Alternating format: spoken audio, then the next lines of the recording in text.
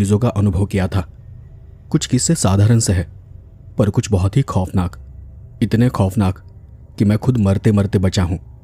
और उसी में से एक अनुभव मैं आज आपको बताने जा रहा हूं। उस रात मैं ट्रंक हाईवे से गुजर रहा था।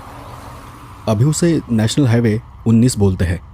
वैसे इस रोड के अलग अलग कई नाम हैं, बादशाही सड़क, सड़के आजम, लेकिन हमारे वक्त हम लोग इसे ट्रंक रोड की बजाय टंक रोड बोलते थे।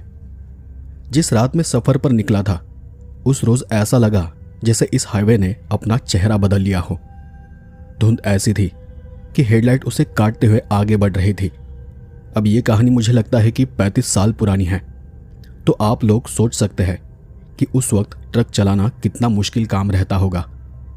ट्रक में पीछे सामान पड़ा था, पुरानी लोहे की अलमारियां और कुछ टेबल कुर्सियां वगैरह।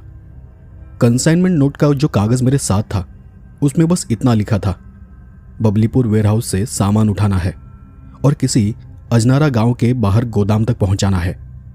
कागज़ पर मोहर एक बनिया की थी, नाम था किशनलाल एंड सन्स, बाकी सब कुछ साफ।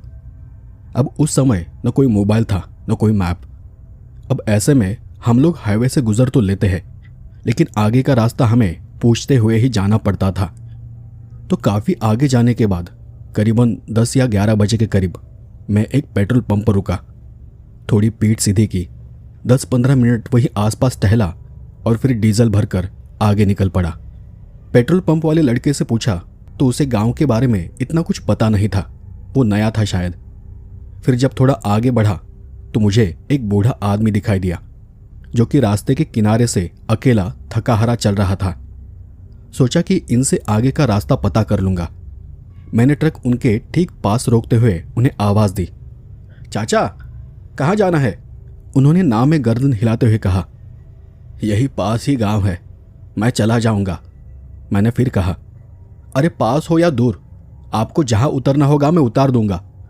वो बूढ़ा गाड़ी में बैठना नहीं चाहता था, पर मैंने उन्हें समझाया और वो अंदर आकर बैठ गया, एकदम चुपचाप और शांत, बस सामने देख रहा था। 4-5 मिनट में ही एक मोड़ आया तो उन्होंने हाथ से मुझे गाड़ी रोकने का इशारा किया। मैंने गाड़ी रोक दी और उनसे पूछा, चाचा ये अजनारा गांव के बाहर कोई गोदाम है, मुझे वहां जाना है। चाचा ने शांत नज़रों से मुझे ध्यान से देखा, जैसे मेरे उस सवाल से उनकी आंखों में कई सवाल उभर आए हो। उन्होंने उसी ठंडी और शांत आवाज में कहा, पर वहां तो कोई नहीं रहता। उनकी बात सुनकर मैं भी हैरान था। फिर थोड़ा सोचकर बोला, चाचा मुझे गांव में नहीं जाना, गोदाम जाना है। गोदाम वही गांव के आसपास बाहर कहीं है। उन्होंने दूसरी ओर देखकर कुछ सोचकर फिर कहा, पता नहीं बेटा, अभी हाल में कुछ बना होगा तो पता नहीं, पर गांव में तो कोई नहीं है। बस इतना जानता हूं कि वहां जाना भी मत, वहां का माहौल अच्छा नहीं है। वहां का मतलब? मुझे समझा नहीं कि वो ऐसा क्यों बात कर रहे थे। फिर गाड़ी से उतरकर वो अपनी शांत आवाज में बोले, देखो आगे एक सड़क है जो कि गांव के भीतर से घूमती है, उसे मत लेना। सामने एक नया बाईपास बना है, उसी से निकल जाना। मैंने फिर पूछा, ऐसा क्यों? वो कुछ पल चुप रहे और फिर कहा, हर सवाल का जवाब नहीं होता। और फिर वो बूढ़ा अपने बूढ़े शरीर को खींचते हुए उस मोड़ वाले रास्ते पर आगे चल पड़ा। मैं सोच में पड़ गया, पर मन में सवाल तो था। अब ट्रक ड्राइवर लोगों के साथ ऐसा अक्सर होता है। हाईवे पर अजीब लोग मिलते हैं, अजीब अजीब बातें बताते हैं। कोई चेतावनी देता है तो कोई किसी रास्ते से जाने से मना करता है। जितने रास्ते उतनी ही कहानियां। मैंने बाईपास का रोड ढूंढना शुरू किया। धुंध के बीच नीले रंग का एक टीन का बोर्ड चमचमा उठा, अजनारा बाईपास 5 किलोमीटर। ठीक उसी समय हेडलाइट की रोशनी में मैंने सड़क के किनारे एक पुराना मील का पत्थर देखा, जर्जर हालत में, और उस पर चूने से कुछ लिखा हुआ था, अजनारा 2 किलोमीटर, और तीर का निशान गांव की तरफ था। अब टेक्निकली मुझे बाईपास लेना चाहिए था, पर कहते हैं ना कि ट्रक ड्राइवर का एक पाप हमेशा उनके साथ रहता है, और वो है जिज्ञासा। बाईपास लेता तो मुझे काफ़ी घूम कर जाना पड़ता और शायद डीजल की खपत भी ज़्यादा होती। गांव के भीतर से शॉर्टकट मारूंगा तो अंदाजन आधा घंटा तो बच जाएगा, और आधे घंटे का मतलब ज़्यादा देर आराम करने मिलेगा। मैंने स्टीयरिंग दाहिने मोड़ लिया और ट्रक कच्चे रास्ते पर हिलता डुलता गांव की तरफ जाने लगा। जब मैं अजनारा गांव की सीमा पर पहुंचा तो मुझे थोड़ा अजीब लगा। बंद खिड़कियां, सुनसान रास्ते, कोई आवाज नहीं, कोई हलचल नहीं। घर की कच्ची दीवारों पर पुरानी राख, लकड़ी के दरवाजे जिन पर अनगिनत हथेलियों के धूल के निशान थे, सड़क के दोनों ओर बरगद की और बाबुल के पेड़ों की झाड़ियों का अंधेरा। और एक और अजीब बात जो मैंने महसूस की, और वो ये कि वहां कुत्ते भौंक नहीं रहे थे। बुजुर्ग लोग अक्सर कहते हैं कि गांव में भौंकते कुत्ते ना हो तो समझ जाओ कि वहां की हवा ठीक नहीं है। मैंने ट्रक धीमा कर दिया, इसलिए नहीं कि रास्ता खराब था, बल्कि इसलिए कि सामने से आती हवा में मिट्टी और किसी पुरानी धुएं की गंध थी, जैसे किसी ने सैकड़ों दिए एक साथ बुझा दिए हो और उनकी राख अब वहां की हवा में तैर रही हो। मैं उसी धुंधलाहट भरे रास्ते से आगे आगे बढ़ता गया और थोड़ा आगे जाने पर मैंने एकदम से ब्रेक लगाया। जिसे मैं रास्ता समझ रहा था वहां बीचों बीच एक बड़ा सा पेड़ था, गाड़ी से बस कुछ ही इंच दूरी पर। अच्छा हुआ गाड़ी धीमी थी, वरना मैं जरूर इस पेड़ से टकरा जाता। और जब मैं गाड़ी घुमाने लगा तब मैंने हेडलाइट की रोशनी में देखा वहां पर अनगिनत पेड़ थे, मतलब आगे शायद जंगल था।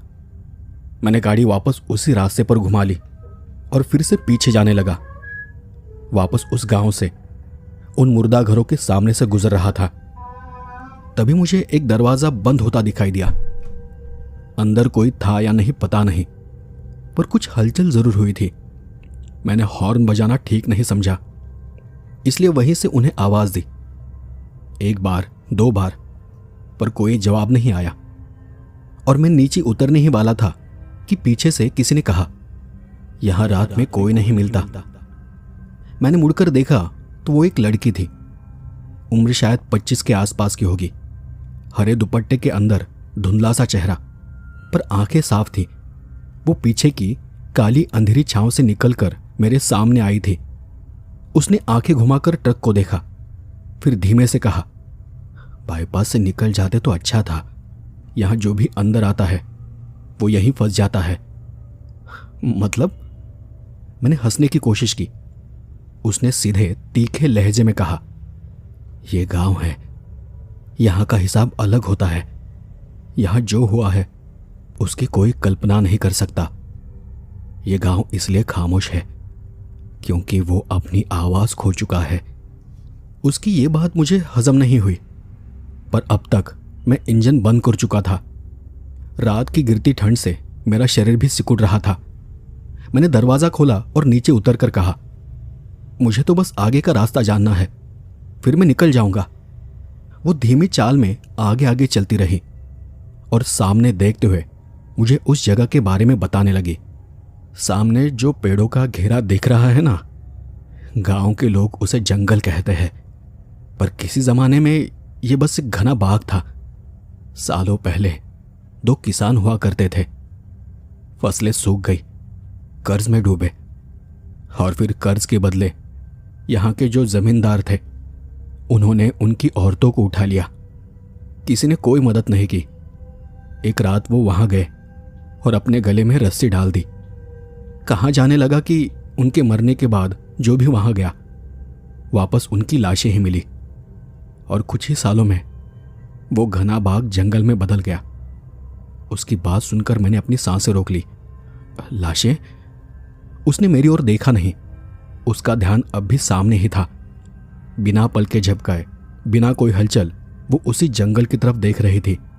फिर उसने आगे कहा, शहर से 2 लड़के आए थे कई साल पहले, टेंट बोनफायर वगैरह लेकर।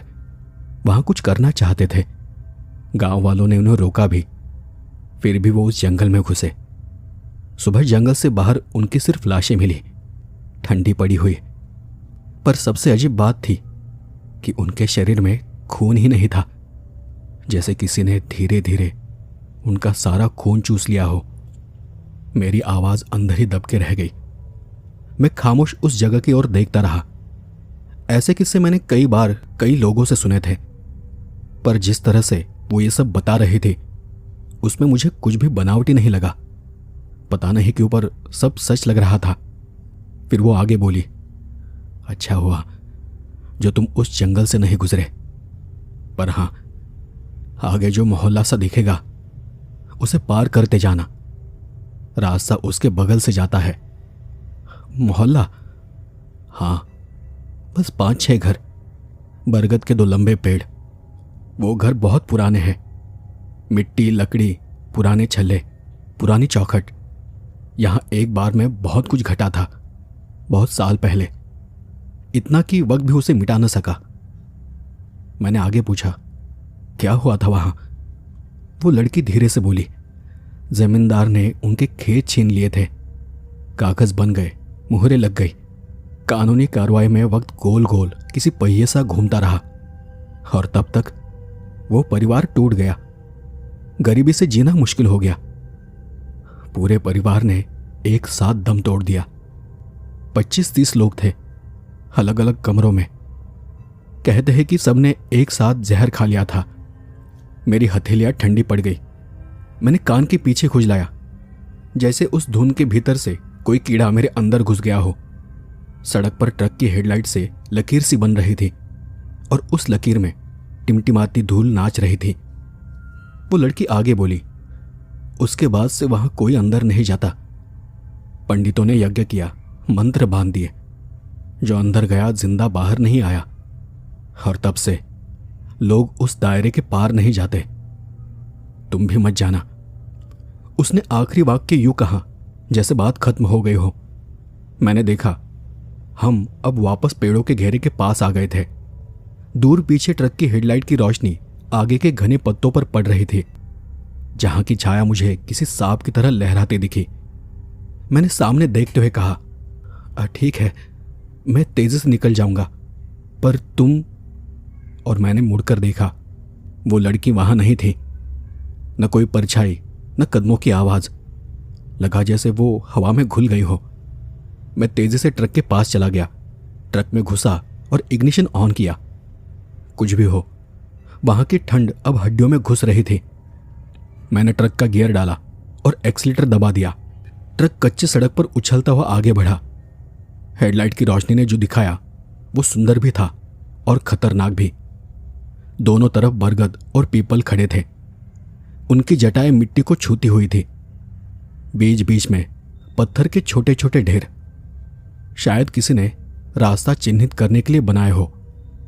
पर खास बात यह थी कि हर ढेर पर एक लाल धागा बंधा था, जैसे किसी ने रास्ते को बांध रखा हो। मेरी हथेलियों में पसीना उभरने लगा। मैंने जेब से तंबाकू निकाला, पर उंगलियां कांपी तो पाउच नीचे गिर गया। लेकिन मैं अब नीचे झुकना नहीं चाहता था। नजर सड़क से हटाने का मन नहीं करता था। क्यों, ये नहीं बता सकता। बस लगता था कि सामने कोई खड़ा है, पर जब तक हेडलाइट पहुंचती वो किनारे हो जाता। एक मोड़ आया। मोड़ के बाद सड़क अचानक चौड़ी हो गई, मानो किसी ने पुरानी कच्ची सड़क के ऊपर नई परत डाल दी हो। मैं मुस्कुराया, शायद यही बाईपास का रास्ता है। पर मेरी मुस्कान तुरंत गायब हो गई। सामने दूर, बहुत दूर, एक सफेद आकृति थी। हेडलाइट की चमक में वो फीकी सी दिखी, चलते चलते सड़क पार करती हुई। फिर पेड़ से पेड़ पर जो कोई बंदर छलांग लगाता है, ठीक वैसे वो जाने लगी। पर वो बंदर नहीं थी, वो एक आकार था, इंसानी कद का, फीका सफेद, पर मेरी समझ के परे। ऐसे कई आकार आगे भी दिखे, जैसे रात खुद अपनी परछाइयां पीछे छोड़ती चली गई हो। मैंने उस ओर ध्यान नहीं दिया और खुद से कहा, यह बस धुंध है, बस धुंध। और बिना ब्रेक लगाए आगे बढ़ता रहा। ट्रक को रोकने की अब मुझ में हिम्मत ही नहीं थी। आखिरकार सामने वो छोटा सा मोहल्ला आया, जैसा उस लड़की ने कहा था। 5-6 घर, बरगद की जटाएं, मिट्टी की दीवारें, लकड़ी के दरवाजे और दरवाजों पर पुराने पाट। वहां की हर खिड़की बंद थी, पर मैं कसम खाकर कह सकता हूं वहां खिड़कियों के पीछे आंखें थी, लाल चमकती आंखें, कई सारी, मुझे घूरती हुई आंखें। मैं स्टीयरिंग कसकर पकड़े हुए था। मैंने खुद को समझाया कि यह बस दिमाग का खेल है और मैंने ट्रक की रफ्तार बढ़ा दी। पर रफ्तार बढ़ाते ही सामने की सड़क अचानक से घट गई। सच में जैसे मिट्टी मेरे टायरों के नीचे से खिसकती जा रही हो। मैंने ब्रेक हल्के से दबाए, ट्रक डगमगाया और तभी दाई खिड़की पर किसी ने 3 बार थपथपाया। मैंने गर्दन घुमाई। बाहर कुछ नहीं था, पर शीशे पर उंगलियों के 3 निशान बने हुए थे, धूल पर खिंची 3 टेढ़ी रेखाएं। और तब ऐसा लगा कि डर की ठंडी सुई जैसे सीधे रीढ़ में घुस गई हो। मैंने हेडलाइट फुल बीम कर दी और तभी ठीक सामने सड़क के बीचों बीच एक औरत खड़ी दिखी। सफेद नहीं बल्कि कीचड़ से सनी। उसके बाल चेहरे पर चिपके हुए थे, आंखें छेद जैसी थी और उसके दोनों हाथ सड़कों की तरफ फैले थे, जैसे वो मेरा रास्ता रोक रही हो। पर मैंने ट्रक नहीं रोका। एक पैर ब्रेक पर गया और दूसरा एक्सीलेटर पर था। ट्रक की चीख जैसी आवाज उठी और ट्रक परछाई को काटते हुए किनारे पर छटक गया। हेडलाइट की रोशनी में वो परछाई एक पल के लिए मुझे बिल्कुल साफ दिखी थी। उसके पाँव जमीन से ऊपर थे। मैंने किसी तरह ट्रक को संभाला और वहां से आगे निकल गया। पीछे मुड़कर देखने की मेरी हिम्मत नहीं हुई, पर बैक मिरर में कुछ सेकंड बाद मुझे लगा कि कोई बहुत दूर पेड़ से उल्टा लटका है, मानो कोई रस्सी हो, या फिर शायद वो शाख थी। मैंने अपनी नजरें हटा ली और शायद मैं अपने आप को बस एक झूठी तसल्ली दे रहा था। वहां से आगे जाने पर वो कच्ची सड़क थोड़ी देर बाद एक पक्की सड़क से जाकर मिली। दूर दाहिनी तरफ गोदामों की रोशनी दिखने लगी, ट्यूबलाइट की नीली रोशनी, नींद में डूबे चौकीदारों की झपकती परछाइयां और जंग लगे शटर। मैंने राहत की सांस ली। लगा कि आखिरकार मैं बच गया, पर केबिन में धुंध अब भी घुसती चली आ रही थी, जैसे किसी ने खिड़की खुली छोड़ दी हो। मैंने कांच टटोला पर सब बंद था। गोदाम पर पहुंचा तो वहां पर भी अजनबी सा सन्नाटा था। फाटक खुला पर कोई चौकीदार नहीं। मैंने 2 बार हॉर्न दिया, वहां कोई नहीं आया। मैं नीचे उतरा। फाटक के अंदर कदम रखते ही दाईं तरफ दीवार पर बनी एक देवी की छोटी टाइल दिखी। उस पर काजल की 2 उंगलियां खिंची हुई थी, जैसे किसी ने देवी की आंखें बंद कर दी हो। मैंने नजर फेर ली। किसी तरह हिम्मत जुटाकर ऑफिस के दरवाजे की कुंडी को खटखटाया। अंदर से एक खुरदुरी आवाज सुनाई दी। कौन है? डिलीवरी, मैंने कहा, बबलीपुर से। दरवाजा खुला। एक दुबला चौकीदार, आंखों के नीचे गड्ढे। उसने टॉर्च मेरी आंखों पर फेंकी और फिर ट्रक पर। इतनी रात में? कागज पर रात लिखा है, मैंने कांपती आवाज में आगे बोला। कहां अनलोड करना है? उसने दूर देखते हुए कहा, शटर 3। फिर ठिठका, बबलीपुर, कौन सा गोदाम? Kishan Lal and sons. उसने मेरी आंखों में टॉर्च अटका दी। बहुत धीरे बोला, कभी उस नाम से यहां कोई माल नहीं आया। मैं थम गया। तो बिल पर तो मोहर। उसने हाथ से मच्छर उड़ाते हुए आगे इशारा किया। शटर 3 खुलेगा, माल उतार और फौरन निकल, बाकी कुछ मत पूछ। उसकी आवाज में घबराहट थी, जैसे वो खुद अपने शब्दों से डर गया हो। मैं ट्रक के पास लौटा, उंगलियों से शटर की चैन खींची। शटर ऊपर उठा तो एक काली सी सीढ़ी खुली, चौड़ी और धूल भरी। मैंने बैक गियर लगाकर ट्रक को धीरे धीरे भीतर उल्टा घुसाया, पर भीतर घुसते ही मुझे ठंडी हवा का एक थपेड़ा लगा, जैसे कोई बड़ी कोठरी अचानक सांस लेने लगी हो।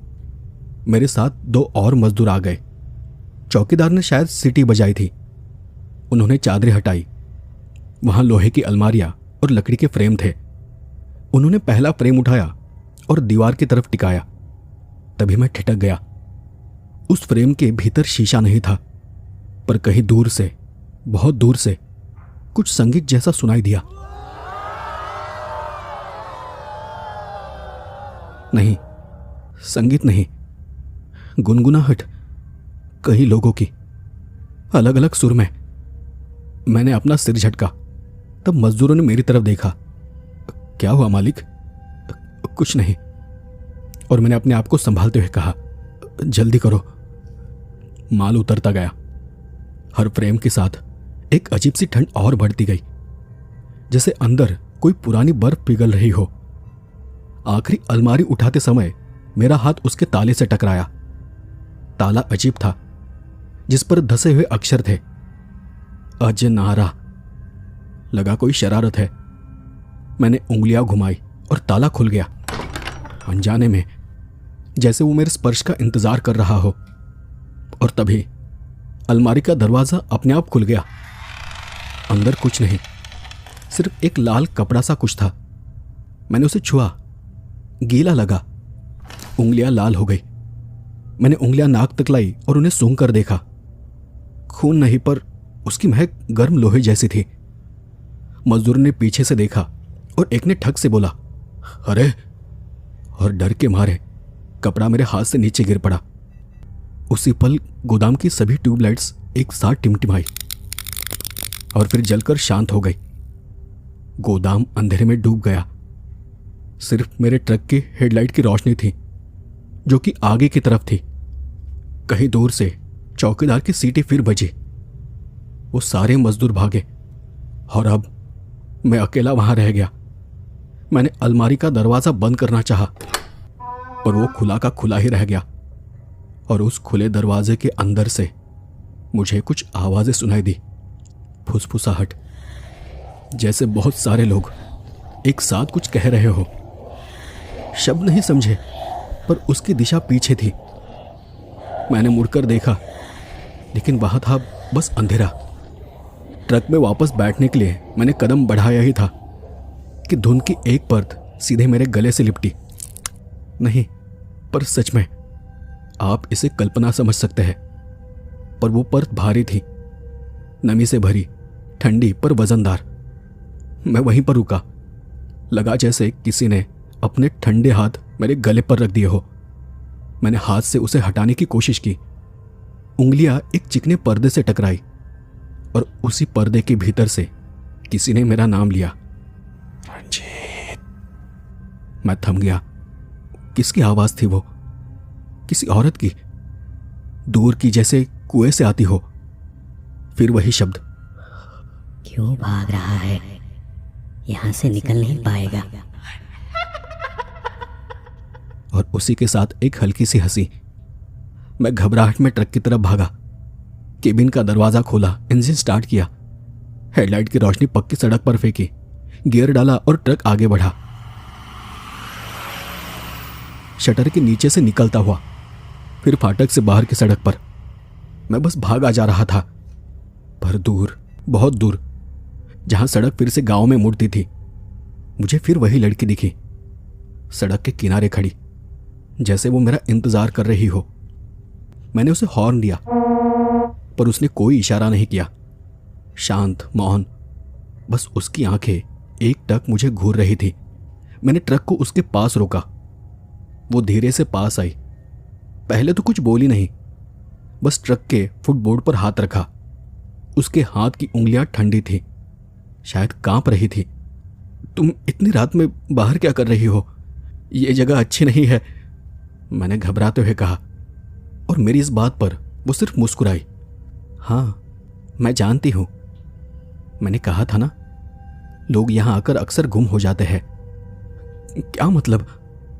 उसने मेरी आंखों में आंखें डालकर कहा, रात अभी खत्म नहीं हुई है, तुम अभी सड़क पर अकेले नहीं हो। मेरा दिमाग सुन्न हो गया, सांसें तेजी से चलने लगी, हाथ पांव थरथराने लगे। मतलब और कौन है? वो उसी आवाज में बोली, वो जो कभी लौट कर नहीं गए। हवा उस पल और ठंडी हुई।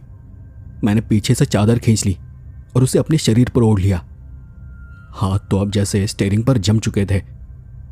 वो लड़की फिर बोली, सीधे निकलो, बाईपास पार करो, कहीं मत रुकना।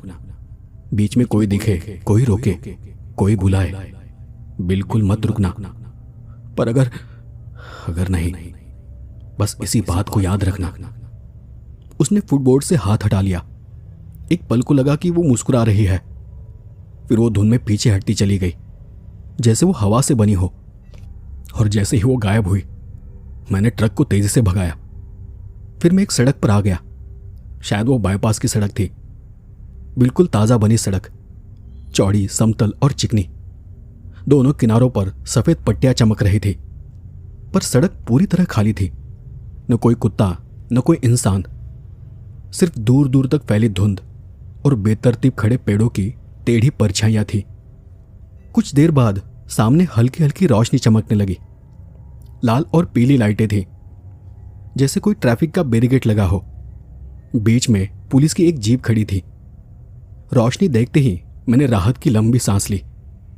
लगा कि आखिरकार किसी जीवित इंसान का चेहरा दिखेगा। होठों पर हल्की मुस्कान आ गई। मैंने स्पीड कम की और ट्रक को धीरे धीरे बैरिकेड के पास ले आया। जीप के पास 2 पुलिस वाले खड़े थे। दोनों ने जैकेट कसकर पहनी हुई थी, कोहनियां पेट में दबाए वो खड़े थे और कैप कान तक खिंची हुई थी। उनमें से एक ने हाथ उठाकर मुझे रुकने का इशारा किया। मैंने ट्रक किनारे रोका। वो दोनों पास आ गए। एक ने झुककर मेरा ट्रक का नंबर पढ़ा, तो दूसरा सीधे मेरी खिड़की के पास आकर बोला, कहाँ से आ रहे हो? बबलीपुर से, मैंने जवाब दिया। अपनी ही आवाज़ मुझे भारी और अजनबी लगी। उसने अगला सवाल किया, कहाँ तक जाना है? अजनारा गोदाम, माल उतार कर लौट रहा हूं। वो कुछ पल तक मेरी आंखों में देखता रहा। उसकी नज़र अजीब थी, जैसे मुझ पर तरस खा रही हो। फिर वो धीमे स्वर में बोला, सीधे निकल जाओ, पीछे मत मुड़ना। और इसके बाद वो चुप हो गया। बस दाईं ओर हटकर उसने रास्ता खोल दिया। मैंने धीरे से सिर हिलाया और एक्सीलेटर दबा दिया। जीप की नीली और लाल बत्तियां में पीछे छूटने लगी। लेकिन उसी क्षण बैक मिरर में मेरी नज़र अटक गई। जीप के पास कोई तीसरा आदमी खड़ा था। न वो पुलिस वाला जैसा था, न कोई सामान्य आदमी जैसा। उसका शरीर जर्जर था, हड्डियां बाहर झांक रही थी। और अगले ही पल उसने अचानक बंदर की तरह छलांग लगाई और एक पेड़ पर चढ़ गया। फिर जैसे जैसे मैं आगे बढ़ा, वो भी पागलों की तरह उछलते हुए एक पेड़ से दूसरे पेड़ पर भागने लगा। मेरे रोंगटे खड़े हो गए। समझ में नहीं आ रहा था कि यह सब क्या हो रहा है। मैंने यकीन करने के लिए सिर घुमाकर पीछे देखने की कोशिश की। तभी स्टीयरिंग डगमगाने लगा और ट्रक हल्का सा तिरछा हो गया। मैंने उसे तुरंत दोनों हाथों से कसकर पकड़ लिया और गाड़ी संभाली। माथे पर पसीना निकल आया। जब मैंने फिर आगे देखा तो सड़क सीधी और खाली थी, जैसे वहां कुछ हुआ ही ना हो। मेरे साथ बार बार कुछ अजीब हो रहा था और मैं बार बार अपने आप को समझा रहा था। सब कुछ मेरी समझ से परे था और जो मैं अब बताने जा रहा हूं वो किसी तर्क में फिट नहीं बैठता। मैं खुद चाहूं तो भी इसका जवाब नहीं दे सकता। मैं आपको आगे बताऊंगा कि मैं ऐसा क्यों कह रहा हूं। मैंने अपना सिर झटका। बस हो गया, मैंने ये खुद से कहा। और तब अगले ही पल सड़क अचानक खत्म हो गई। चिकनी डामर की सतह एकदम से मिट्टी में घुस गई, जैसे किसी ने रातों रात वो सड़क उखाड़ दी हो। सामने वही 5-6 घर थे, बरगद की लटकी जटाएं, टूटे पुराने दरवाजे, वही दायरा और वही मनहूस खामोशी। पर यह कैसे हो सकता है? मैं तो बाईपास पर था, वो घर गांव के अंदर थे। मैंने ब्रेक इतनी जोर से दबाया कि सीट बेल्ट न होने के बावजूद मैंने खुद को स्टीयरिंग से बचा लिया। ट्रक ने लंबी सी चीख मारी और फिर एकदम से शांत हो गया। मेरे सामने उनमें से एक घर का दरवाजा खुला। अंदर घना अंधेरा था, पर अंधेरे में भी किसी के चलने की आहट थी, एक कमरे से दूसरे कमरे तक जाती हुई, जैसे कोई अपने ही घर की जांच कर रहा हो। मैंने गियर रिवर्स में डाला, लेकिन ट्रक खिसका नहीं। टायर मिट्टी में धंसे, इंजन बस घरघराहट करता रहा। मैंने क्लच छोड़ा, फिर दबाया। अब मेरे हाथ पैर भी कांप रहे थे। तभी उस खुले दरवाजे से एक आकृति बाहर आ गई। नहीं, वो आकृति नहीं थी, वो काला धुआं था जिसने खुद को आकृति का रूप दे दिया था। उसने कदम नहीं बढ़ाए थे। वो सरकती हुई आ रही थी और एकदम से वो सरकती हुई ट्रक के सामने आकर ठहर गई। उसके हाथ उठे, हथेलियों में मिट्टी लगी हुई थी, आंखों में गड्ढे थे और उसके पीछे कई और छोटे बड़े मर्द, औरतें और बच्चे थे। सब झुके झुके से चल रहे थे। कई लोग, उनकी पीठें मुड़ी हुई थी, चेहरे बुझे राख जैसे थे, जैसे वो पूरा घर एकदम से बाहर निकल आया हो। मेरी सांसें गले में अटक गई और उसी बीच मुझे उस लड़की की कही एक बात याद आ गई। कहीं मत रुकना, बीच में कोई दिखे, कोई रोके, कोई बुलाए, मत रुकना। पर अब मैं रुका हुआ था। मर्द, औरतें, बच्चे सब साए बनकर बाहर मेरे सामने थे। एक पल को सब खामोश रहे, फिर सबकी चीखें एक साथ फटी, इतनी तेज कि कान नहीं, हड्डियां तक कांप उठी। मेरा दिमाग सुन्न रह गया। अचानक पूरा झुंड ट्रक पर टूट पड़ा। शीशों पर खुरुशने की आवाज आने लगी, छत पर एड़ियां पड़ने लगी। किसी ने बोनट पर उछलकर विंडशील्ड पर अपना चेहरा दे मारा। उसकी आंखों में मैं खुद को उल्टा देख रहा था। दरवाजे पर हथेलियां ऐसे पड़ रही थी जैसे उन्होंने मुझे बाहर घसीटने की ठानी हो। लोहे पर दांत रगड़ने लगे और बच्चों जैसे साए खिड़की से भीतर घुसने लगे। मैं पागलों की तरह चिल्लाया और मैंने पूरी ताकत से स्टीयरिंग मोड़ा। एक्सीलेटर फर्श तक दबा दिया। टायर फिसले, मिट्टी छिटकी। ट्रक झटके से बाईं ओर लहराया और कीचड़ को चीरता हुआ आगे उछल पड़ा। वो आकृति, वो औरत ट्रक के साथ साथ सरकने लगी। उसकी आंखें सीधे मुझे घूर रही थी। मुझे लगा कि वो कुछ कह रही है, पर मैंने उस तरफ ध्यान नहीं दिया, क्योंकि मेरे दिमाग में सिर्फ एक ही बात घूम रही थी, कहीं भी रुकना नहीं है। बोनेट से चिपकी परछाई खींचते खींचते पीछे छूट गई। विंडशील्ड पर लकीरें खून जैसी चमक उठी, पर अगले ही पल सड़क फिर डामर की बनी पट्टी में बदल गई। पीछे चीखों का झुंड वही मिट्टी में धंस गया और मैं अब भी कांपते हाथों से स्टीयरिंग पकड़े था और बस एक ही बात दोहरा रहा था, बस रुकना नहीं है, कुछ भी हो कहीं भी रुकना नहीं है। सुबह की हल्की रोशनी दूर आसमान पर एक पतली सफेद चादर से फैलने लगी। धुंध धीरे धीरे छट रही थी। हवा साफ होने लगी। मेरी आंखें बोझिल थी, शरीर थकान से टूट रहा था, पर फिर भी मैं स्टीयरिंग कसकर पकड़े था, क्योंकि दिमाग में अब भी वही बात गूंज रही थी, रुकना मत। सड़क ने एक चौड़ा मोड़ लिया और उसके उस पार शहर का पहला किनारा दिखा। इमारत का सिरा धूप की सफेदी में चमकता हुआ। वहीं आगे शहर की सीमा पर एक चेक पोस्ट दिखा। पोल आधा उठा हुआ था, मगर वहां कोई पहरेदार नहीं था। मैंने बिना रुके ट्रक आगे बढ़ा दिया। कुछ दूर पर पहला ढाबा मिला, वीरान सा। मैंने ट्रक को किनारे रोक दिया और इंजन को बंद किया। उस पल लगा जैसे सब कुछ एकदम से शांत हो गया है। मैंने थकान और डर के मारे आंखें बंद की, हथेलियों से चेहरा ढक लिया। दिल की धड़कन अब पहली बार सामान्य लगी। लेकिन जब मैंने आंखें खोली और जैसे ही नजर ऊपर गई, केबिन के सामने वाली कांच पर 3 उंगलियों के निशान थे। पर जैसे ही दिमाग शांत हुआ, मुझे याद आया कि ये रात वाले निशान हैं। मैंने खिड़की थोड़ी खोली और साफ हवा अंदर घुस गई। तभी ढाबे वाला पास आया, आंखें नींद से भरी, हाथ में पीतल का गिलास लिए वो बोला, चाय? मैंने बस सिर हिला दिया। वो गिलास रखकर वापस चला गया। मैंने एक घूंट लिया।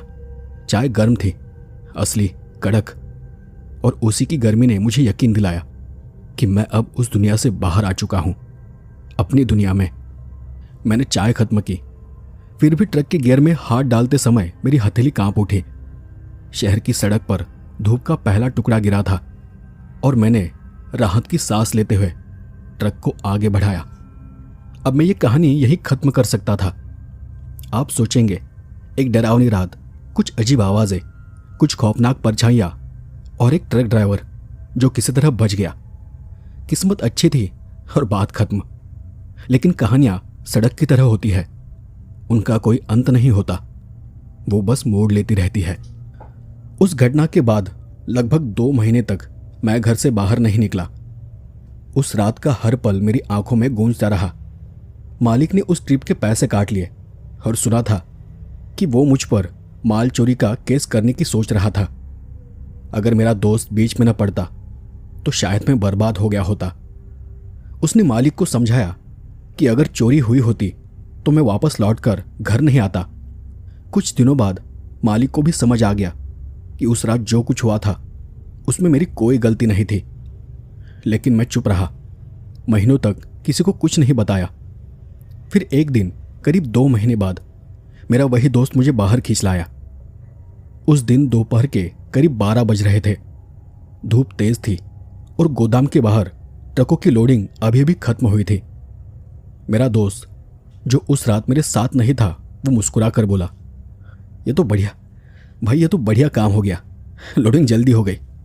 अगली डिलीवरी कहाँ की है? मैंने कंसाइनमेंट की फाइल खोली। पन्नों के बीच एक पुराना बिल दबा हुआ था। जैसे ही मैंने उसे देखा मेरा खून ठंडा पड़ गया। उस पर वही बैंगनी मुहर थी, किशन लाल एंड सन्स, और नीचे लिखा था पता अजनारा। तारीख इतनी धुंधली थी कि वो शब्द मुश्किल से पढ़े जाते थे, लेकिन बस इतना काफी था। मैंने झटके से बिल वापस फाइल में ठूस दिया। मेरे दोस्त ने मेरी तरफ देखा और मुझे पूछा, क्या हुआ? मैंने अपना डर संभालते हुए कहा, कुछ नहीं।